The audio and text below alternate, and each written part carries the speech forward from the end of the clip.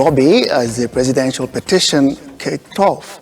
The pre-trial conference for the presidential election petition began today, laying the ground rules for the petition period. These include guidelines and time allocation.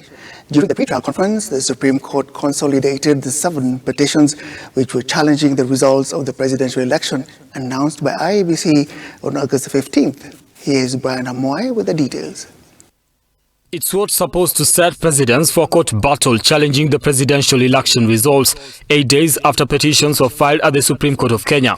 On Tuesday, kicked off the pre-trial conference of the presidential election petition with a 7-judge bench formulating timelines and looking at issues to be discussed and determined in the main trial. The pre-trial conference held at the Apex Court Sub-Registry at the Milimani Law Courts saw representatives of the petitioners and respondents being taken through what will be included in the trial by the President of the Supreme Court Chief Justice Martha Koome. Martha Koome dismissed a number of petitions, including the petition of former Gatundu South Member of Parliament Moses Kuria and President-elect William Ruto's petition that sought to have IEBC commissioners' affidavit struck out. During the pre-trial conference, Koome said the issues raised in the 7 petitions are parallel to each other and will be merged with the lead petition E005, which was filed by Raila Odinga and Martha Karua. The ending of the matter will therefore read as Raila Odinga and Martha Karua as the first petitioner.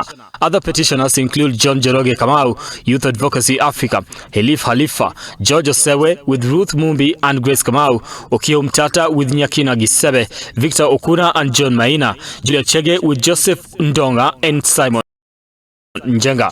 CJ Martha Koome further noted that William Ruto and Rigathi Gachagua will be the first and second respondents respectively.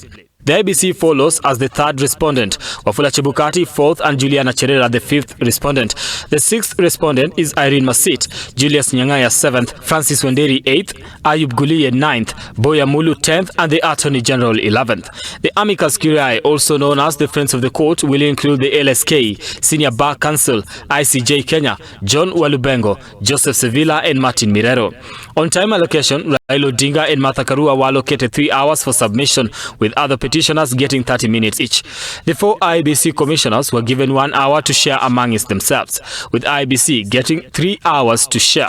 William Ruto and Rigathi Gachagua got 3 hours, with the Attorney General getting 30 minutes. The Supreme Court, through Martha Koome, issued a draft of issues for determination in the presidential election petition, and that will be considered by the parties in the pre-trial conference.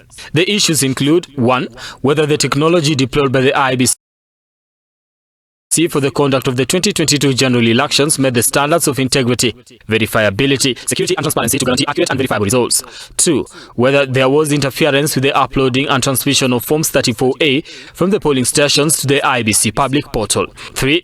Whether there was a difference between Forms 34As uploaded on the IEBC public portal and the Forms 34A received at the National Tallying Center and Forms 34A issued to the agents at the polling station.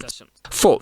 Whether the postponement of the gubernatorial elections in Kakamega and Mombasa counties, parliamentary elections in Kitui Rural, Kachiliba, Rongai and Pokot South constituencies and electoral wards in Yaki West in North Imenti constituency and Kwanjenga in Embakasi South resulted in voter suppression. Whether there were unexplainable discrepancies between the votes cast for presidential candidates and other elective positions. Whether the IEBC carried out the verification, tallying and declaration of results in accordance with Article 138(3)(c) and 138(10) of the Constitution. 7. Whether the declared President-elect attained 50% plus 1 vote of all votes cast in accordance with Article 138(4) of the Constitution. 8. Whether there were irregularities and illegalities of such magnitude as to affect the final results of the presidential election. 9. What reliefs and orders can the court grant or issue. Brian Amoy, Look Up TV, Nairobi. The Supreme Court today struck out a request by the 4